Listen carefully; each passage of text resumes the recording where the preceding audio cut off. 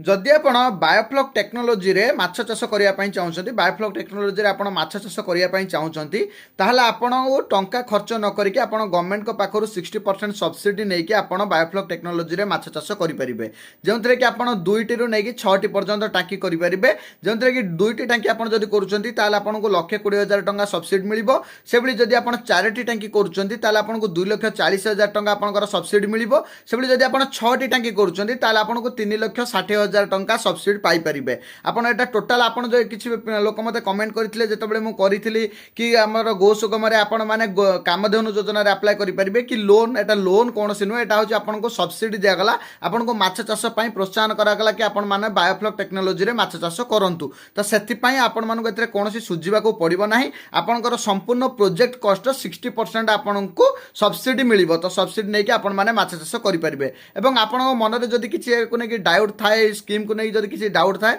आपण मैंने मत टेलीग्राम रे चैनल रे जॉइन होकर आपण मैंने पचारि पारे टेलीग्राम चैनल लिंक आपण मैंने इंस्टार बायो रे पाइबे तो आप इंस्टार बायो रे जाई देखिए यूट्यूब और टेलीग्राम चैनल लिंक अच्छी से जॉइन होकर टेलीग्राम रे किसी भी जब क्वेश्चन थाए आपण मैंने पचारि पारे जब वीडियो आपको भल लगी था निहाती शेयर करेंगे देखा नेक्स्ट वीडियो रे फॉलो करने जमा भूलें। Thank you.